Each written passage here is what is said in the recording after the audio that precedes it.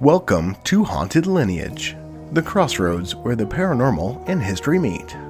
I'm your guide, Christopher Overly McDowell. Stay close as we explore chilling encounters, share spine-tingling experiences, haunted legends, eerie submissions from listeners like you, and dive into famous places where spirits may still linger.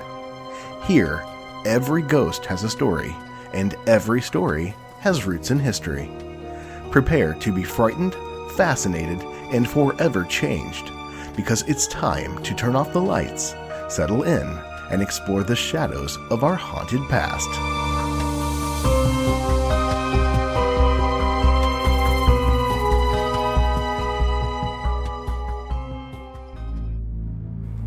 Welcome back. First, I'd like to take a moment to caution listeners that this episode contains types of death sometimes seen as triggering for some, and may not be suitable for everyone. In the last episode of the Haunted Lineage podcast, I discussed a few topics, including Anderson House in Lexington, Missouri. I also stated that there was more to dive into regarding the history and paranormal in this now sleepy river town on the banks of the Missouri River.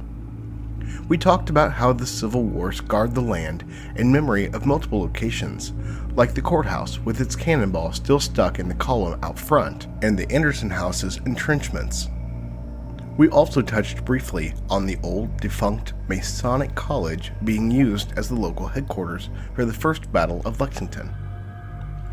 In this episode, we'll wrap up our exploration into the past and paranormal of Lexington. So, we'll start with where the Masonic College stood. This site is now a city park, called College Park, and sits on one side of the local hospital, while on the other side sits Anderson House and the Battle of Lexington State Historic Site. This college had its cornerstone laid by the Grand Lodge on May 18, 1847, and the building was dedicated on July 11, 1848. In June 1859, around a mere 12 years after the cornerstone was laid, and a mere 11 years after the building was dedicated, the college was shuttered. You may recall that I stated that this podcast is being recorded less than an hour from Lexington. Interestingly, the Masonic College had relocated to Lexington from another town in Missouri by the name of Philadelphia, which is less than an hour away from my hometown. Maybe that's why I'm compelled to tell its story. Definitely an interesting coincidence that I moved multiple hours away and am still within an hour of this college. My paternal grandfather was a Mason, but I don't know much about his involvement with them. But back to our topic at hand. The college was founded in Philadelphia, Missouri in 1844. The citizens of Lexington sought to relocate the college to their town and managed to pledge $30,000 to do so. They must have thought the college would bring value to their community in some form to raise such a substantial sum in those days. The original intent of the college was a noble endeavor, with the primary beneficiary slated to be orphaned children of deceased Masons, any children named Mason, and each member in the state was to pay a small per capita tax to support its function. However, it still faced severe financial shortfalls and subsequently closed in 1859. It was closed for 2 years during the Civil War, and after, the Grand Lodge of Missouri deeded the property to the state of Missouri to be used as a military academy. It was subsequently given back to the Masons by the state in 1871, who then transferred it to the Methodist Episcopal Church. It became Central Female College, and then later Lexington College for Women. Lexington College for Women merged with Central College, now Central Methodist University, in Fayette, Missouri in 1924.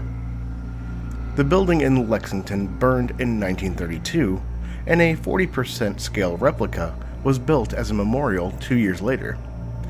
This still stands on the grounds of College Park today. Oddly, people don't seem to say the area around the park is haunted, even though it is obvious that it was part of the original battlefield area, as shown on old maps showing the lines of troops.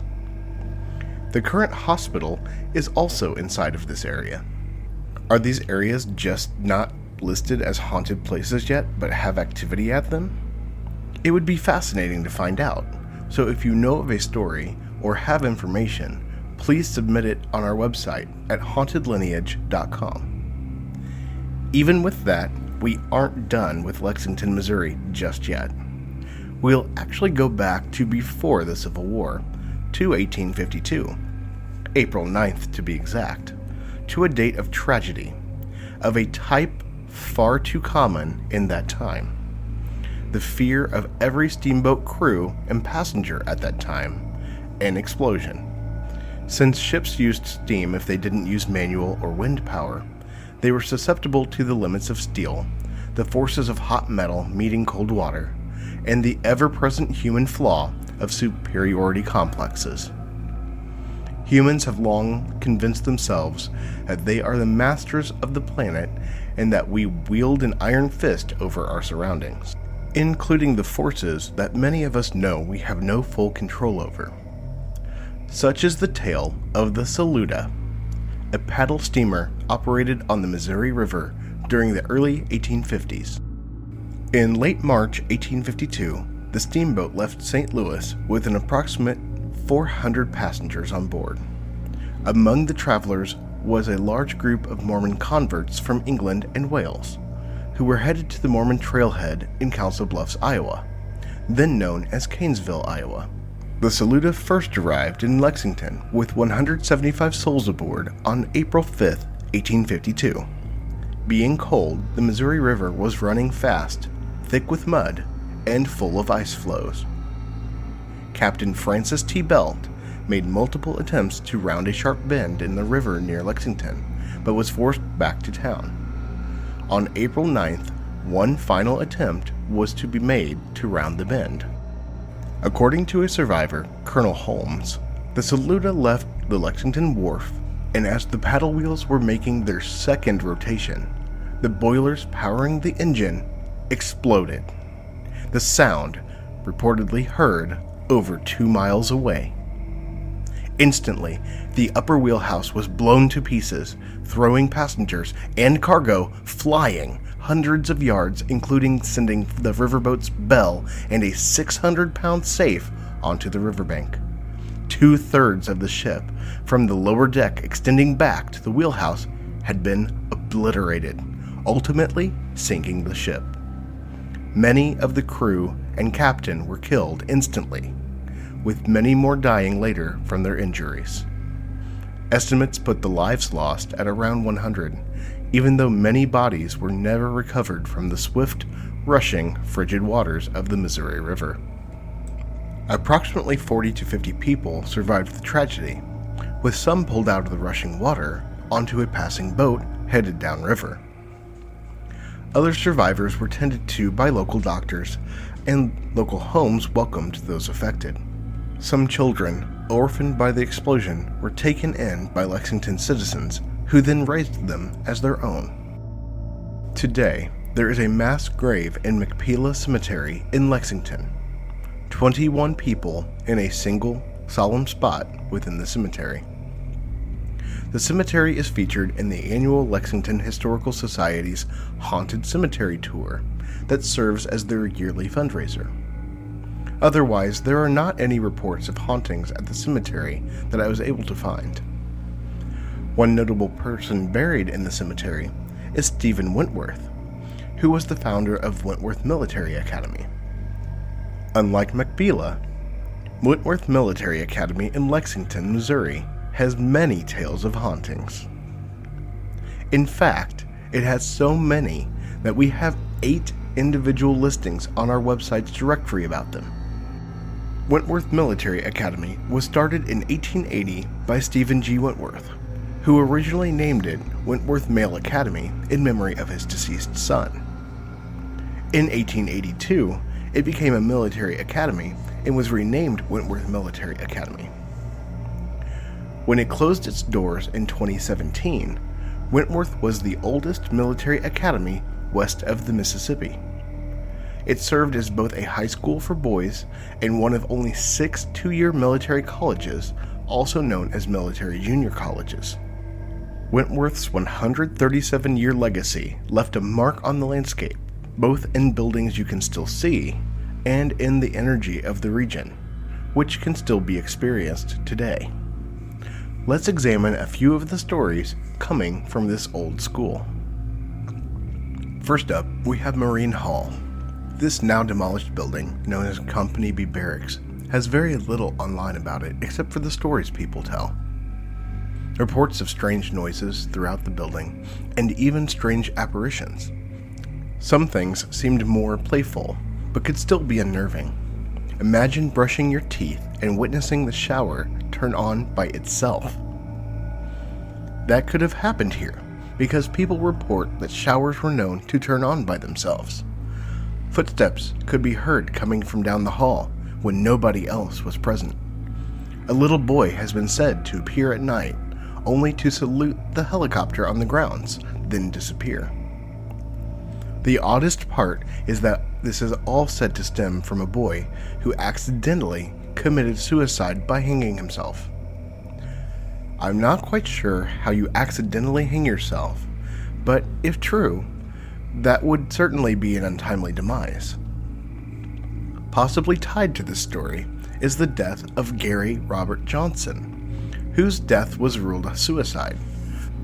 According to Missouri death certificates available from the Secretary of State, he was born December 21st, 1953, and died October 26th, 1971. His body was found hanging in one of the buildings at Wentworth Military Academy. Newspapers at the time incorrectly listed his age as being 19, but the name and date matched the rest of the records. While this unfortunate ending to such a young life doesn't seem to match up with the story of the little boy saluting the helicopter, it does seem to lend more credence to a story related to the Scholastic building. Here, just off the art room, is the dark room, reportedly boarded up after a student committed suicide here.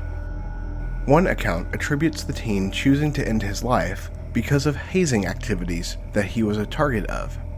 Another account paints an even darker potential reason for the suicide. This time, the finger is pointed at occult or demonic activity, either by or directed at the cadet. This story says that the cadet committed suicide by hanging himself around one of the pipes running across the ceiling. Found at his feet were his boots and a journal. Upon inspecting the journal, it was found to have demonic drawings, poems, and other dark, disturbing content. This account, though, claims the suicide and the name The Dark Room are because of the act and the content of the notebook. Since this was known to be a photo development darkroom, this seems unlikely. However, one person on Reddit says that they were told that this student had been the school photographer for the newspaper and yearbook. However, the newspaper clipping about his death only mentioned that he was a, quote, superior student and a member of the National Honor Society, end quote. This would make sense as to how the kid had access to the room, but unfortunately, I do not have any proof past putting 2 and 2 together. In addition to the grim story about the cadet in this building, it is said that the lights on the top floor near the lab would come on by themselves even after people had made their rounds, making sure that they were off, and the building had been secured. Footsteps with no human source would be heard coming from the second floor if you were on the bottom floor, and were said to come from a Civil War officer that was protecting the library. Sadly, much of this will never have the chance to be verified, as Marine Hall was torn down sometime prior to 2007. Scholastic Hall seems to remain standing. If you would like to see the Huey helicopter that used to stand on the grounds outside of these buildings, you can do so again soon. On Saturday, July 12th, 2025, at 10 a.m. at 1172 Veterans Memorial Parkway in Perryville, Missouri. They will be holding a dedication ceremony to give the helicopter a final resting place at Missouri's National Veterans Memorial to display to all who visit. Guests attending the ceremony will have the unique opportunity to bring and place a challenge coin or written message into a time capsule during the ceremony. After this ceremony, the Huey will remain on display at the memorial site. No recent reports have been made about the cadets saluting the currently empty space where the helicopter once stood on campus. Will the reported apparition manifest at the new location 240 miles away as the crow flies? Civil War maps showing where certain battalions were located make this next story all the more plausible, because the grounds of Wentworth were part of the Battle of Lexington battlefield area. On the practice parade field, a singular figure of a soldier has been said to appear in the middle of the parade field, turn, and walk into the woods behind the field house, only to vanish. Is this apparition a replay of the last moves of a Civil War soldier over 150 years later? Or is it something more recent being interpreted as a soldier? The staff hall of the mess hall has reports of loud footsteps with no earthly explanation for them. They come from down the hall, then open and subsequently shut the bathroom door, all by something completely unseen. Then, the bell tower is said to be haunted by an apparition with a pale face. Each time a person saw this, there would be no one else around and no lights on in the tower. Hickman Hall on the western side of the campus is currently in such terrible disrepair that even though asbestos removal was completed as recently as October 8, 2024, rumors still abound that it may be demolished. The current owners of the campus, Jubilee University, have stated that they are in the process of restoring the building and are currently focusing on brick repair. This hall has quite a few paranormal stories that have been recounted over the years. Residents of the hall reported seeing apparitions at night, specifically gray and floating through doors. Reports of hearing a door slam shut only to find after inspection that it could not have opened because it was padlocked closed. On the opposite end of the spectrum, it is reported that in 1995 or 1996, every door in Hickman Hall swung wide open at the same time in the entire barracks. This occurred in the middle of the night with no explanation to be found. The submitter claims that at the time the barracks were used by the newest cadets, referred to as the Rats, recruits at training, and the golf company. The new cadets would have of course known little to nothing of the school. The cadre officers were also there to help train the new cadets. It was reported that during this time a dark shadow in the stairwell was seen and is said to have stopped, turned, and looked at a cadet. The cadet could see the foreboding, glowing red eyes on nothing except a dark shadow. The student was panicked from his experience, and it took a long time to calm him down. Other stories claim that it was common knowledge that there is an apparition of a Confederate general often seen in Hickman Hall, sometimes from a window while outside of the building, other times in a hallway inside the building, as he is said to sometimes walk the halls. Behind the East Barracks, there have long been reports of a band company being seen in the middle of the night. When witnessed, reports say that you can hear cadence being played softly. For our listeners who may not be band geeks or audiophiles, here that is essentially the sound of a drumline. However, this would happen when the band company would be fast asleep in their barracks, with the instruments all locked up in the band room. In this same area, they eventually added a rope climbing wall and obstacle course, which is also near an extremely large tree. It is said to have swooping branches that come down low and has been given the name of the hanging tree. Rumor has it that there were multiple cadets that hung themselves from this tree. I was unable to verify these, so we will chalk them up to campus legend. People tell other stories about their bathroom doors flying open and seeing someone standing in a cellar of a rundown house that was no longer used. Other stories seem even more sensational, to the point of being complete works of fiction. But with all of the activity said to happen on this piece of land, it's hard to say for sure. What are your thoughts about the former Wentworth Military Academy, now known as Jubilee University? Is it haunted? Do you have an experience here? We would love to hear about it.